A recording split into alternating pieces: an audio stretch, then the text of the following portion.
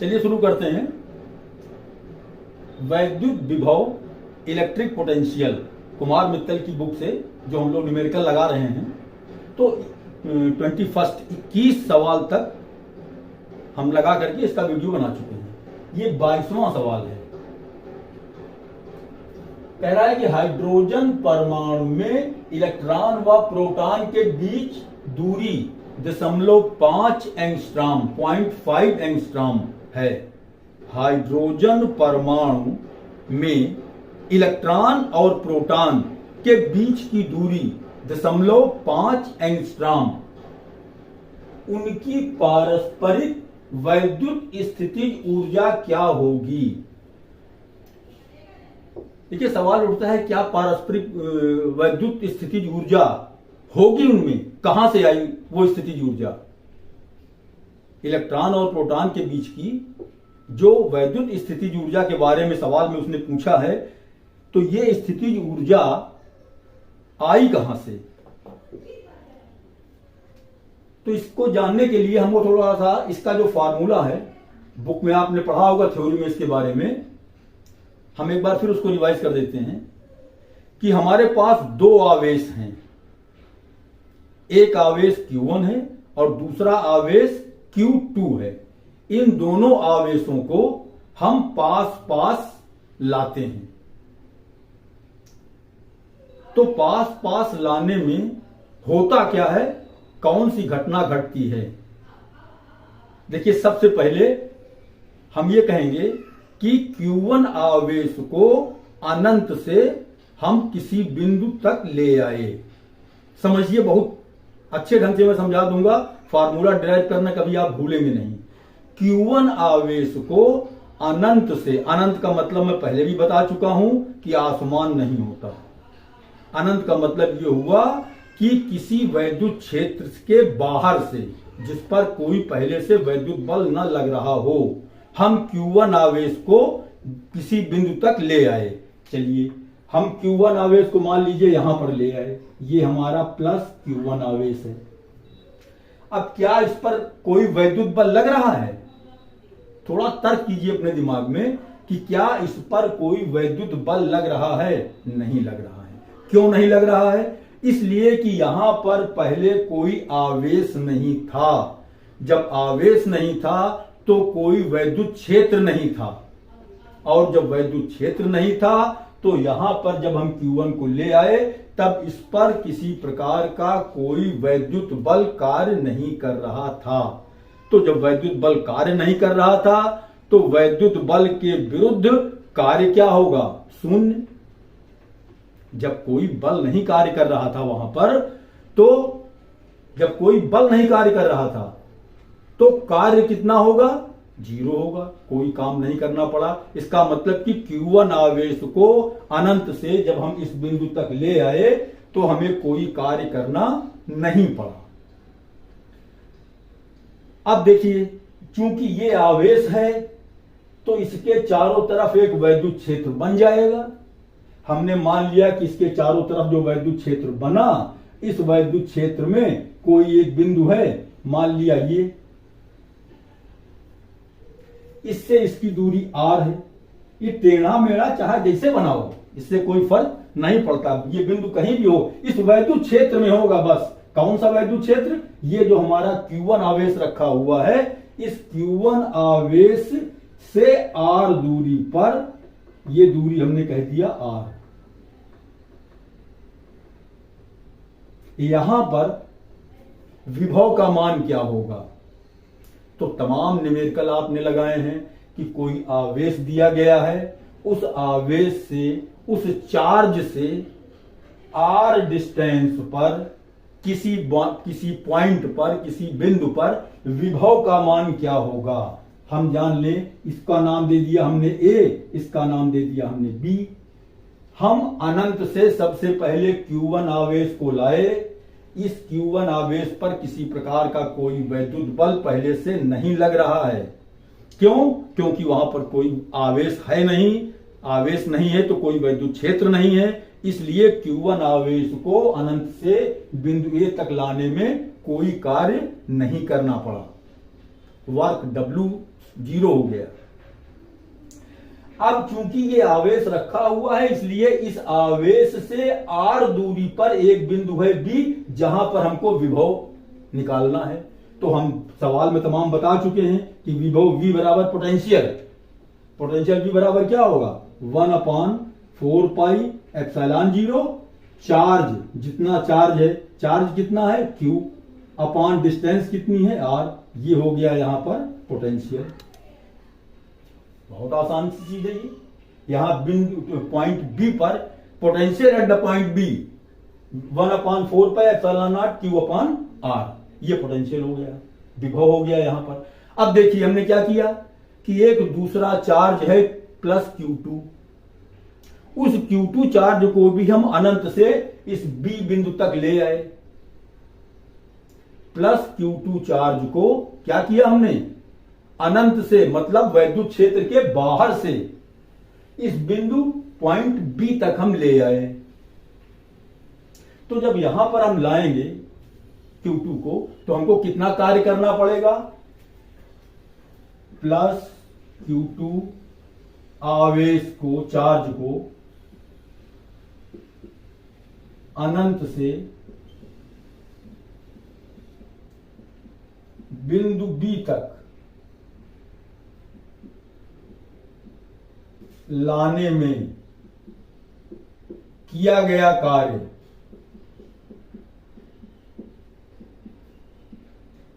W क्या होगा। देखिए आपको मालूम है कि विभव V बराबर क्या होता है W अपॉन Q, तो W क्या होगा V इंटू Q। कार्य W बराबर क्या होगा भाई, विभव की परिभाषा अगर मालूम हो, हमने पढ़ाया भी है, बताया भी है। विभव किसे कहते हैं, पोटेंशियल किसे कहते हैं, अनंत से वैद्युत क्षेत्र के किसी बिंदु तक लाने में किया गया कार्य, और जिस आवेश को लाए हैं वो आवेश, उन दोनों का अनुपात, रेशियो, कार्य W और चार्ज Q आवेश, इन दोनों का जो रेशियो है उसको हम कहते हैं पोटेंशियल एट द पॉइंट, वैद्युत क्षेत्र के उस बिंदु का विभव। तो W बराबर क्या हो जाएगा V इंटू Q। यहां भी देखिए W बराबर क्या हो जाएगा V इंटू चार्ज किसको लाए हैं हम Q2 को। हमने क्या कहा कि Q2 चार्ज को हम ले आए, तो ये हमारा प्लस Q2 चार्ज यहां हो गया, Q2 को हम ले आए, तो वर्क कितना होगा पोटेंशियल इंटू चार्ज, W बराबर V Q। यहां भी हमने लिखा W बराबर V into Q। Q means charge, किस चार्ज को ला रहे हैं Q2 को ला रहे हैं, और पोटेंशियल कितना है यहां पर V का मान ये निकाला है हमने 1/4 pi epsilon naught Q upon R। देखिए ये Q क्या होगा Q1 होगा, क्योंकि यहां पर चार्ज कितना है Q1। ये V बराबर क्या होगा potential 1/4 pi epsilon not, charge upon distance होता है आवेश बटे दूरी, तो आवेश कितना है यहां पर, इसी की वजह से तो यहां पर पोटेंशियल था। ये जो विभव है, जब ये Q2 नहीं था यहां पर, तो इसकी वजह से Q1 की वजह से यहां पर विभव कितना था Q1 upon R, 1/4 pi epsilon not Q1 upon R। तो ये हमारा क्या होगा Q1 upon R into Q2। अब देखिए ये आ गया हमारा 1/4 pi epsilon not Q1 Q2 upon R। ये क्या है, ये है Q2 चार्ज को जब हम बिंदु B तक ले आए तो इतना कार्य हमको करना पड़ा, ये W आ गया।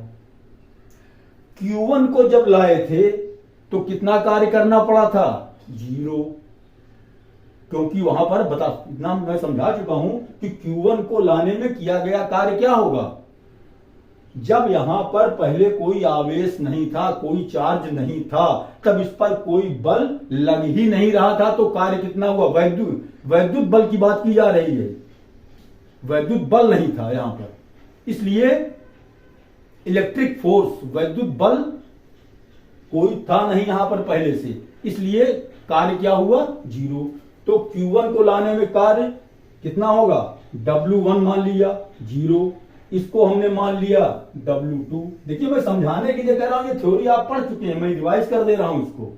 ये W1 कार्य हुआ जब Q1 को हम अनंत से A बिंदु तक लाए, तो W1 0 हुआ। क्यों 0 हुआ, इसलिए कि वहां पर कोई चार्ज नहीं था, कोई आवेश नहीं था, तो कोई वैद्युत बल नहीं लग रहा था, और वैद्युत बल नहीं लग रहा था, इसलिए कार्य 0 हो गया।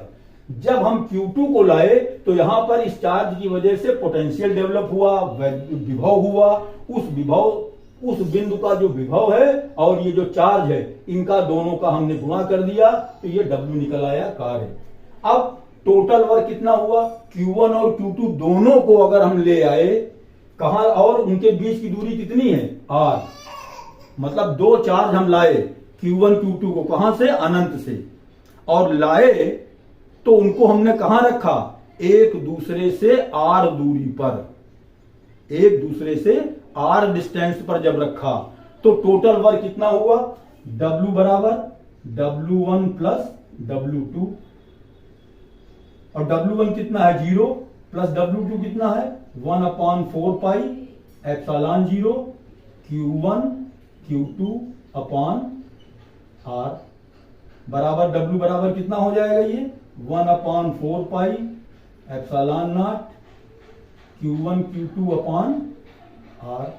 यही इतना कुल जो कार्य करना पड़ा, यही कार्य इन दोनों आवेशों की वैद्युत स्थितिज ऊर्जा होगी।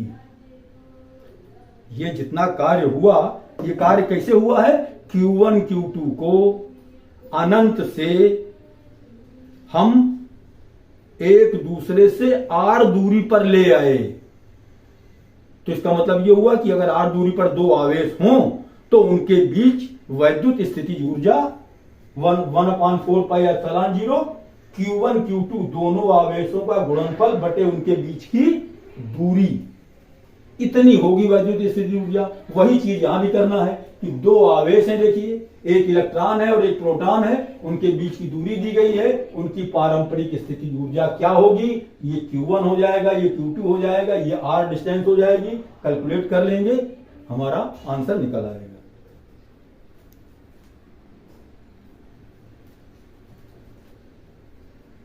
अब देखिए इसको हम मिटा देते हैं, इरेज कर देने के बाद आप समझिए कि अब सवाल कैसे लगेगा। ये तो मैंने आपको बताया कि ये किस फार्मूले का हम प्रयोग करेंगे, और वो फार्मूला हमारा है क्या, कहां से आया है वो। जब दो आवेश हों, दो चार्ज हों, और उनके बीच हमको पता है कि इतनी डिस्टेंस है, तो उनकी पारस्परिक वैद्युत स्थितिज ऊर्जा वो आई कहां से, दोनों आवेशों को पास पास लाने में किए गए कार्य की वजह से। जो कार्य हमने किया वही कार्य उसमें स्थितिज ऊर्जा के रूप में संचित हो गया, तो उसी को हम कहते हैं पारंपरिक स्थितिज ऊर्जा सॉल्यूशन। इलेक्ट्रॉन व प्रोटॉन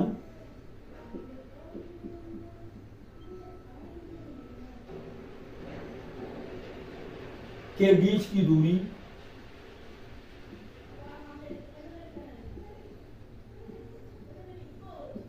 0.5 एंगस्ट्रॉम है, इसको हमने 0.5 10 के ऊपर घात -10 कर दिया, तो ये हमारा हो जाएगा मीटर में, दूरी आ गई मीटर में।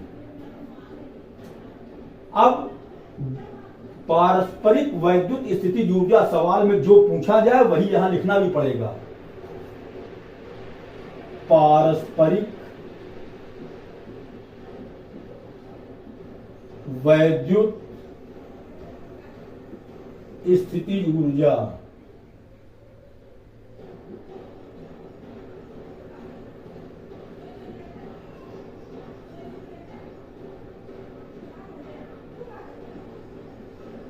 पारस्परिक वैद्युत स्थितिज ऊर्जा क्या होगी, 1/4 pi epsilon 0 Q1 Q2 upon R, ये फार्मूला है। अब इसको देखिए हम सॉल्व कर लेते हैं। इसका मान हो जाएगा 9 10⁹ इंटू Q1 का मान 1.6 10⁻⁻19 इंटू Q2 का मान 1.6 10⁻⁻19। भाई एक इलेक्ट्रॉन है एक प्रोटॉन है, दोनों पर चार्ज, दोनों पर आवेश बराबर होता है ना, तो वही लिख दिया हमने, ये इलेक्ट्रॉन का चार्ज हो गया, ये प्रोटॉन का चार्ज हो गया, अपॉन आर। उनके बीच की डिस्टेंस कितनी है 0.5 10⁻⁻10। अब देखिए ये माइनस यहां क्यों लगाएंगे हम, समझिए इसको।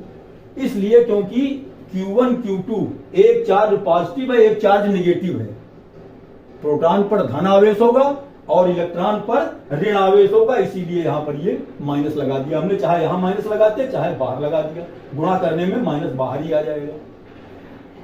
देखिए यहां दशमलव हटा दिया, यहां हमने 10 कर दिया। कैलकुलेशन करने का तरीका देख लीजिए, दशमलव हटाया ऊपर हमने 10 लिख दिया, 5 से इसको हमने काट दिया, 5 दूनी 10, 2 आ गया माइनस।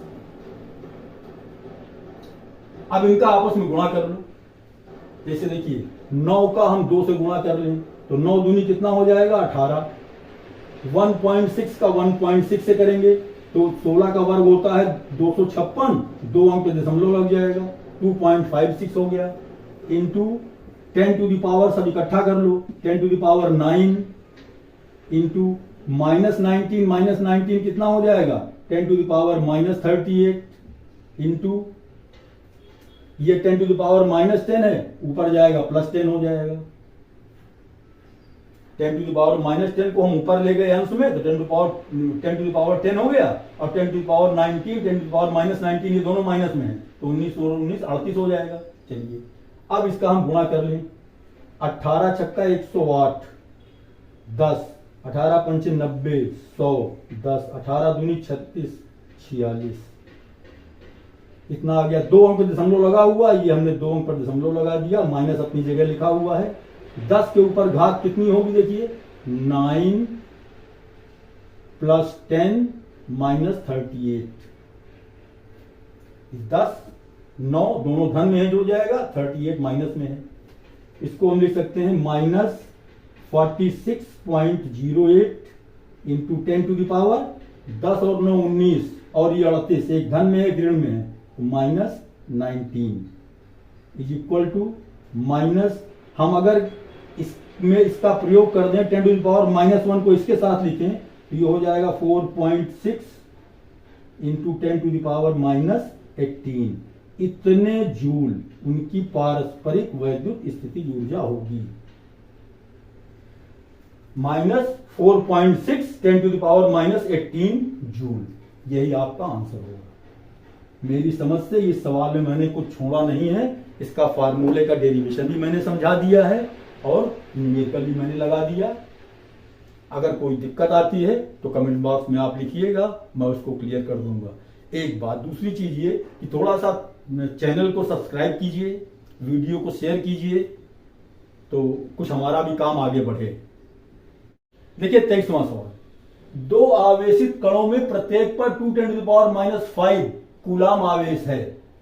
इन्हें अनंत से 10 सेंटीमीटर के अंतराल पर लाया जाता है। इस प्रक्रिया में वैद्युत स्थितिज ऊर्जा में वृद्धि ज्ञात कीजिए। बिल्कुल जैसे अभी हमने इसके पहले वाला सवाल 22वां बताया था, सेम बिल्कुल वही सवाल है, कोई अंतर नहीं है। देखिए सवाल में उसने क्या कहा है कि 2 आवेशित कण और उनमें प्रत्येक पर आवेश दिया गया है 2 10 टू द पावर -5 कूलाम। इसका मतलब Q1 का मान भी वही होगा और Q2 का मान भी वही होगा, दोनों बराबर है। Solution, Q1 2 10 to the power -5 coulomb इतना चार्ज है और Q2 का मान भी वही है 2 into 10 to the power -5 coulomb. दो कण हैं और दोनों पर समान आवेश है। कह रहा है इनको अनंत से 10 सेंटीमीटर के अंतराल पर लाया जाता है। दोनों आवेशों को 10 सेंटीमीटर उनके बीच की दूरी, इसका मतलब R बराबर 10 centimetre, R is equal to 10 centimetre. या हम कह सकते हैं 10 के ऊपर घात -2 -2 मीटर, उसको मीटर में कन्वर्ट कर लेंगे। अब कह रहा है कि इस प्रक्रिया का मतलब कि दोनों आवेशों को 10 सेंटीमीटर के बीच, मतलब इनके बीच की दूरी 10 सेंटीमीटर रहे, यहां तक लाने में जितना कार्य करना पड़ा वही कार्य उनकी वैद्युत स्थितिज ऊर्जा के रूप में संचित हो जाएगा। और अभी हमने जो फार्मूला डिराइव किया उसमें भी यही बताया कि Q1 Q2 दो चार्ज हैं, उनको हम R दूरी तक पास में ले आए, तो जितना कार्य करना पड़ा वही कार्य उसमें वैद्युत स्थितिज ऊर्जा के रूप में संचित हुआ। तो वैद्युत स्थितिज ऊर्जा क्या होगी? वैद्युत स्थितिज ऊर्जा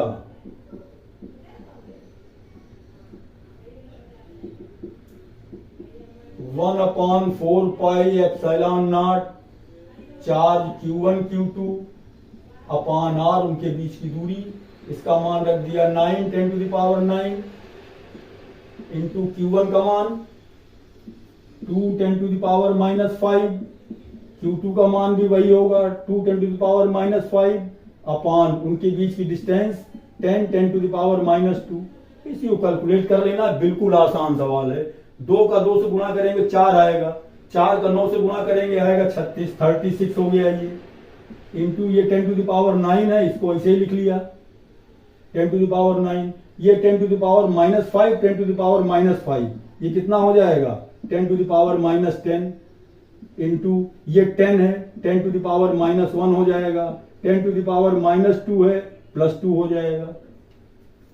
अब 36 इंटू सब पे देखिए बेस 10 10 10 बेस है, तो 10 हमने लिया बेस लिख दिया, पावर सबको ऐड कर देंगे 9 -10 -1 +2 is equal to 36 into 10 to the power कितना होगा ये, देखिए धन में कितना है 9, ये धन में है 9 और 2 ये प्लस में है 11 -10 और ये 1 दोनों ये माइनस में है 11 is equal to 36 into 10 to the power 0 into 36 into 1 is equal to 36 joule.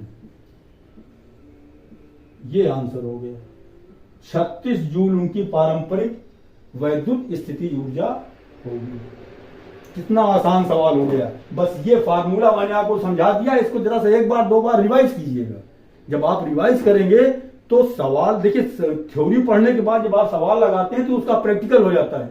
तो प्रैक्टिकल करते समय अगर थ्योरी आपके दिमाग में है तो प्रैक्टिकल आपके लिए आसान हो जाएगा। आपको पता होना चाहिए कि हम जो कर रहे हैं वो क्या, ये फार्मूला आया कहां से। Q1 चार्ज को हम लाए थे, फिर Q2 को लाए थे, उनके बीच की दूरी R है। Q1 को लाने में किया गया कार्य W हमारा 0 था, Q2 को लाने में जो वर्क हुआ वो V × Q हुआ। जो फार्मूला हमने डिराइव किया था उसी से पूरा निकला है सवाल।